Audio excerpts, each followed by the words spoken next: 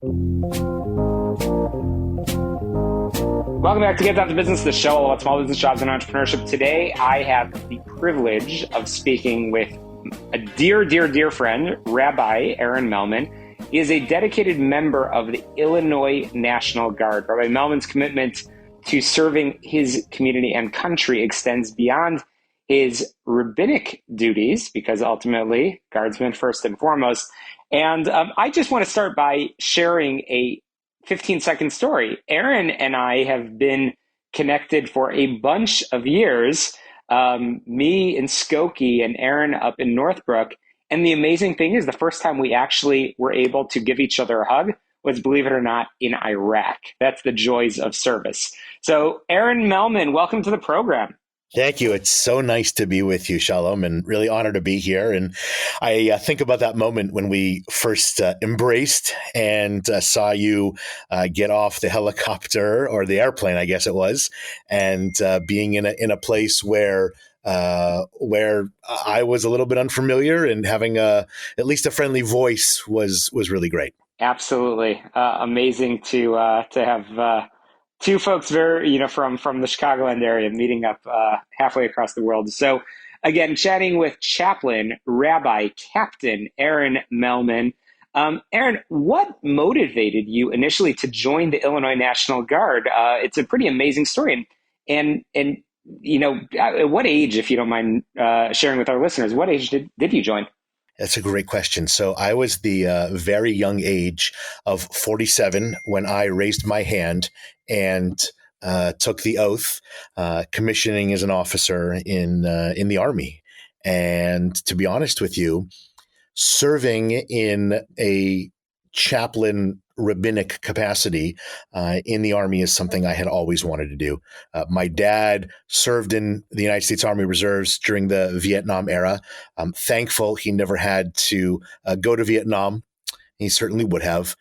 And there was always a part of me that thought about this aspect of life. The only thing was, I went to rabbinical school with the idea of being a congregational rabbi. That was my dream. That is what I wanted to do. And at the time, I knew nothing about chaplains in the Guard. All I knew of was a chaplain in the active duty Army. That was your job full time. And that was not the life for me at that point in time. It was only about 15 to 18 years later, or I learned that the Guard had chaplains too, and that was it. The switch was turned on, the fire was lit, and this fire burning inside me for decades was finally able to be burned outside of me, and I'll sort of be rabbinic and say that light was able to be shared with others. Amazing. And it goes without saying, thank you for that commitment, for your service. And I know you and I have talked quite a bit offline.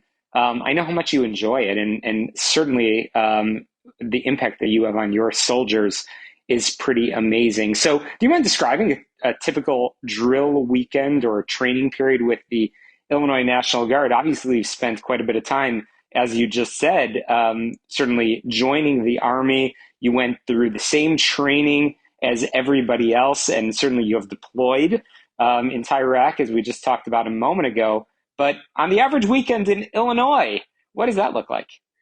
Yeah, so it's a little different for me now than it was with my previous assignment. I was previously with sort of what we would call a mainline battalion that would drill 2 days a month and in 2 weeks a year. And that was great. It was a great intro into what the Illinois Army National Guard would look like. I was picked specifically to become the chaplain of the Illinois Army National Guard's recruiting and retention battalion. I would argue that the most stressful job in the United States Army, outside of being in a combat situation, is recruiting. The need to make numbers, the need to meet certain deadlines of certain months. And if you don't get enough recruits, you might be looking for a different job, or at least a different job within the Army or whatever piece of military recruiting you might be involved in. And so there's a lot of stress that comes with that. The Recruiting and Retention Battalion, or the RRB as we commonly refer to it, had not had a chaplain in a number of years. And the state chaplain's office felt that I was the right person for the job. And I have loved every second of it. And we sort of joke that I went kicking and screaming. I didn't really. I felt that I hadn't had quite enough time in a regular battalion as my first assignment. But it turns out this has been more than a blessing in disguise. So I don't actually have a typical drill weekend. I make my own drill schedule because of Shabbat, because of the Jewish Sabbath.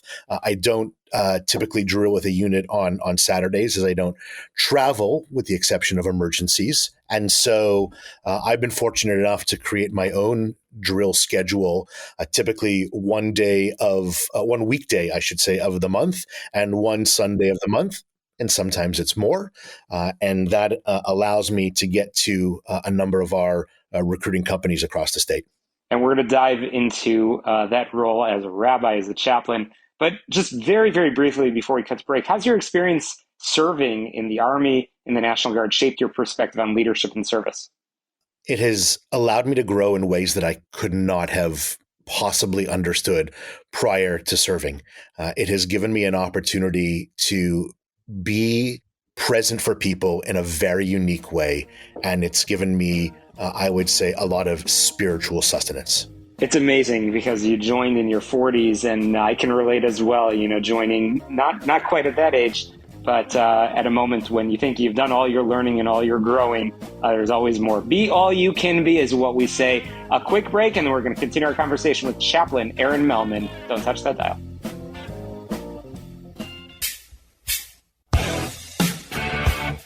Hey, jumping right back into our conversation with Chaplain Rabbi Captain Aaron Melman.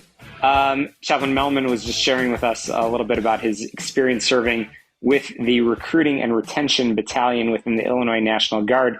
And that's a perfect segue, Aaron. What kind of support exists for service members of diverse religious backgrounds? Listen, often the chaplain is that first line of defense for any soldier that's having any kind of issue. I'm not going to go through a whole list of them, but there are plenty, just like anybody who is out there listening, a range of issues that we often find ourselves dealing with. And the chaplain is often that first touch point. And so it is, I would say, you have to be open. You have to be approachable. You have to be ready to just listen. That's the most important thing that a chaplain can do in the armed forces. That's be there to listen and not judge. And so my soldiers know that I'm approachable. They know that they can talk to me about anything. And regardless of what they're going to tell me, not only is it confidential, but it's also not going to be judged. That's so important. And that is an important conversation that chaplains have the opportunity to have a lot of really, really intense conversations, even though the routine of a guardsman or reservist may only be a weekend a month. The impact is enormous on people's lives. Aaron, is there any particular stories that you want to share with our listeners of just those moments that make you grateful for the opportunity you have to serve? Yeah, it's interesting that you ask that because I've learned to manage expectations, and what do expectations and what does success look like as a chaplain in the Army? If I were to offer a Hanukkah program for a synagogue in which I used to serve that has close to 1,000 families and 5 or 10 people showed up for it, I would probably be disappointed.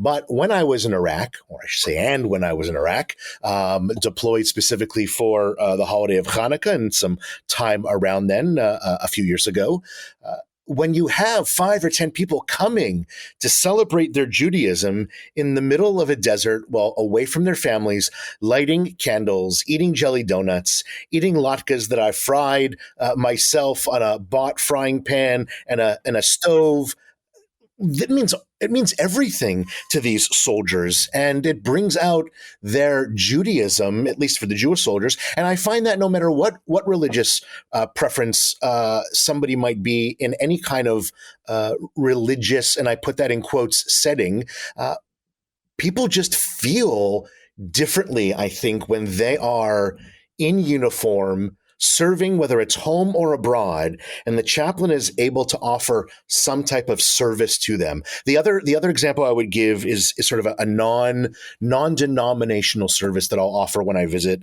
our companies on Sundays, and that is anybody can feel comfortable. And of course, there's nothing mandatory about it, but this might be something from the book of Psalms. It might be a piece of poetry. I will share a message that will come out of usually the weekly Torah portion for these soldiers, although it's not specifically Jewish. And they feel so connected. The last unit I visited, every single member of that recruiting company came, and there were over 65 people, including their instructors. I could not believe it. I was blown away, but they felt that they wanted that touch point, that connection. Well, Aaron, I know our listeners are certainly inspired by your story, as am I, and I want to make sure folks can get in touch with you. How can they reach you? They can reach me at my email, my civilian email, which is white like the color, cloud like the thing in the sky, rabbi @gmail.com. And the one thing I want to offer to anybody that's listening that might be thinking, hey, this guy did it at 47, don't wait. Don't waste time. Do it. There's no greater way to serve your country and serve God. Don't wait. I'm only sorry that I didn't do it sooner. Be all you can be. Chaplain Aaron Melman. That's a wrap for us this week on Get Down to Business to Success. We'll see you next week.